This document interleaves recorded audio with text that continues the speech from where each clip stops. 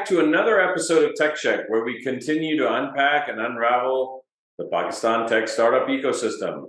And today, we have an interesting person who I discovered has spent a lot of time in the US and recently, well, not too recently, but moved back to Pakistan and started a business there. And I'd like to invite Shoaib Akmal, the CEO of Tekrowe, onto the show today. How are you, Shoaib? I'm good, Farag. How are you? I am great. Thank you very much for coming on the show. Really appreciate that. And as you see, we do Techsheck style. We're going to dive right in. So tell us a little bit about you and tell us a little bit about Tekrowe.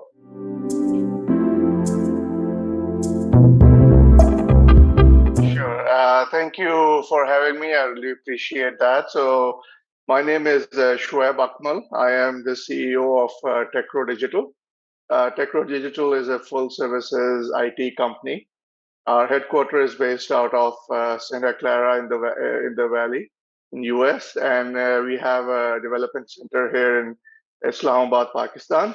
I myself am based in Islamabad, and what we do is we provide web development, mobile application development, custom software, and BPO services to clients across the world, mostly in the US, Middle East, Europe, Africa, and few clients in Pakistan as well.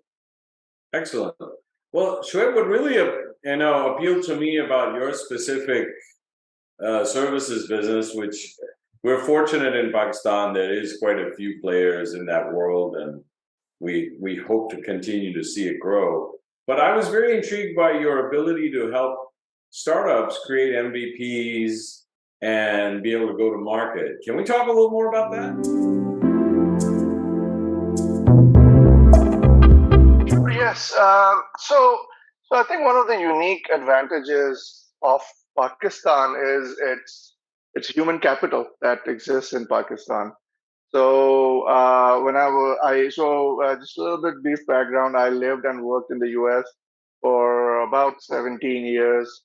And then I moved back to Pakistan in 2015. And the first thing I sort of noticed was the very young, very ambitious, very knowledgeable population of Pakistan, especially the young generations. You know, a lot of them are into IT, self-starter motivators, but they didn't really have any direction. You know, so I wanted to sort of play my role in harnessing that young energy. So we started Tekrowe Digital, and so the way it kind of started was that we started off as a product company actually. So our first product was a digital health platform that we started developing way back in 2017, playing around with it. This was the time when telemedicine, digital health, nobody really knew much about it, and nobody really cared. You know, it was interesting and all, but nobody was willing to back it and put money and adopt it. But come COVID, you know, things changed, and they changed quite a bit. You know, anything that was remote, whether it was healthcare, whether it was education, you know, e-commerce, everything kind of started to boom. So we got a lot of interest in the COVID era. You know, can you build? So we built several products around digital healthcare, around helping COVID. We rolled those products out in the Middle East, and we did pretty well there. But one thing that sort of started coming out of this was that, you know, as we talked to different people, we realized that a lot of people have these ideas that they want to develop products, you know, the very disruptive ideas, but they don't have the team to execute on it. Right. You know, so they always struggle with, they always struggle with this question. Do we actually outsource our development, or do we actually build our own team and hire our own team, IT team, and build this product ourselves? And so we worked with several companies, you know, and it was all based off of personal sort of rapport. They know me and my co-founders, and you know, they believed in us. So we actually made a bit of a pivot. We moved from a product company to a services company, and what we started doing was that we started providing engineering teams to a lot of these startups, innovative startups, and these are typically seed stage startups, pre-seed, startups that have raised some money. They have an idea. They want to develop an MVP. They want to validate their idea. They want to launch a product. So we put an engineering team for them, and the team actually builds their whole product. So our customer, our client, our partner focuses on the business side of things, and we focus on the product side of things. And this model has kind of worked very well for us. We've delivered products for many clients, and so it's kind of interesting that in 2021, even 22, a lot of people actually, because of this, not only us but several other companies who are doing similar thing, they were able to quickly bring their products to market. And I think this is kind of what this model does, is that it allows companies to quickly bring their products to market, validate their idea, and then know exactly how to find the right product market fit. And that's what we do at Tekrowe. Our slogan is powering innovation. So that's how we power innovation. Excellent. So, is there any examples of startups that are up and running today that you could talk about that you've helped?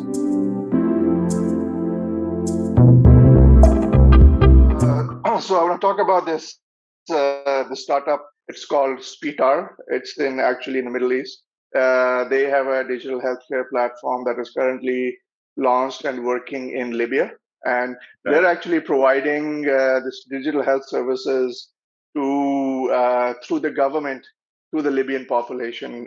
Libya is one of those countries that has been war ravaged for a while now. So the infrastructure there, is pretty depleted, including the healthcare infrastructure. So we work with that company. So their business team is based out of Libya, and the product team is based out of Islamabad. We developed this end-to-end telemedicine platform. We'll develop an end-to-end COVID platform for that company that is in Libya. So that's one example. Another company that we work with, we are proud partners with, is a company based out of Kenya.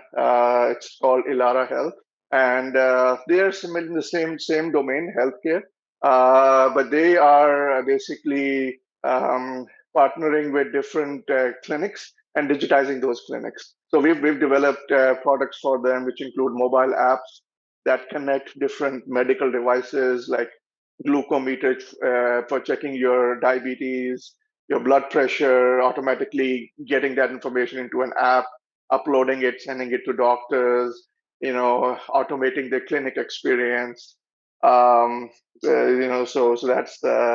that's another example. There are a few other companies which are at a stage that I can't discuss, but we are very excited.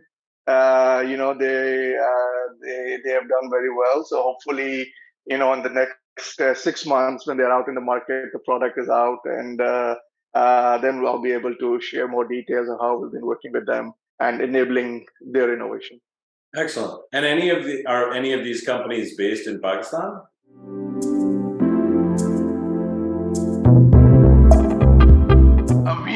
So the examples I gave you are the companies that are based outside Pakistan, but we do have clients that we're working with in Pakistan as well. Again, they are in that stage where in the next 6 months, hopefully the product will be launched in the market and we'll be able to talk openly about it. Okay, great. Good. Well, this is really helpful to understand, and I think for the audience, what we're also trying to relay is how companies across Pakistan are getting involved in these types of efforts, large companies, small companies. So we want to again continue to promote what you have been working for the last 7 years doing in country. And what it leads me to is my last question. And the question is going to be a little different for you because you're returning diaspora. So, I often ask our guests, hey, what can the diaspora do? My question to you now is, your experience as diaspora being engaged in Pakistan, what would you recommend to people who are looking to come back and do this?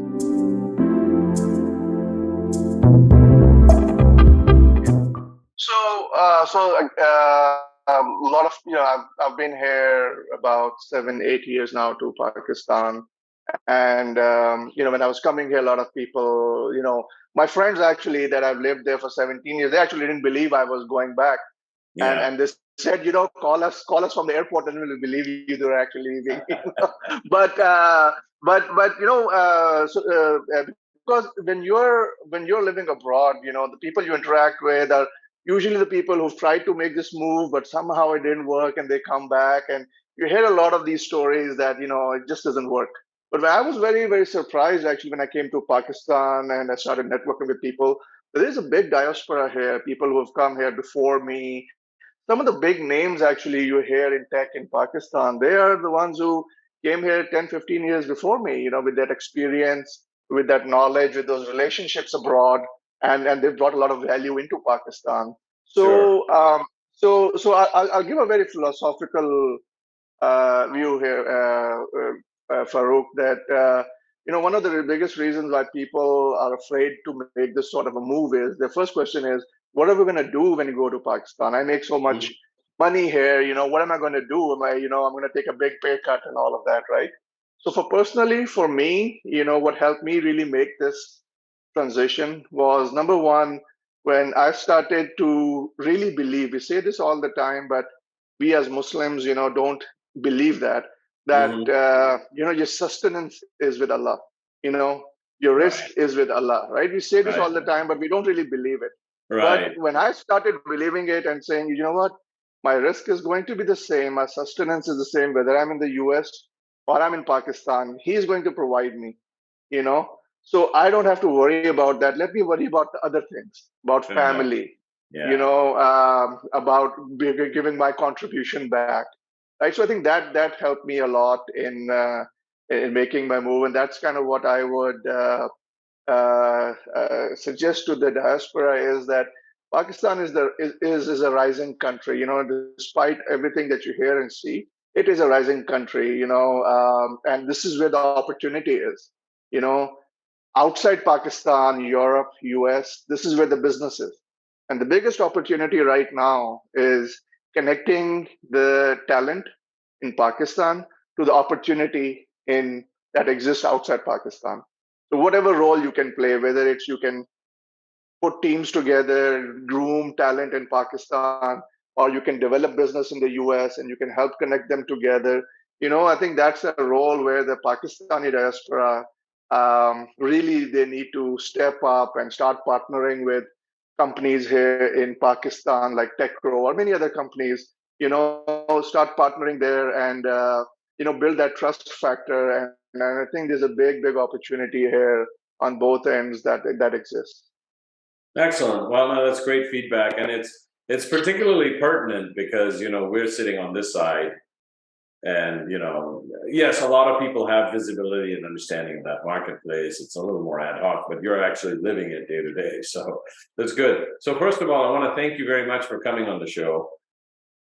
Oh, thank you very much. I really enjoyed talking to you, Farouk, and thank you for having me.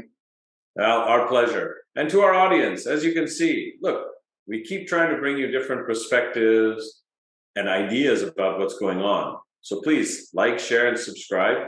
And also send us referrals for candidates. We're over 130 episodes now, and I don't see us slowing down anytime soon. And with that, I bid you all Allah Hafiz.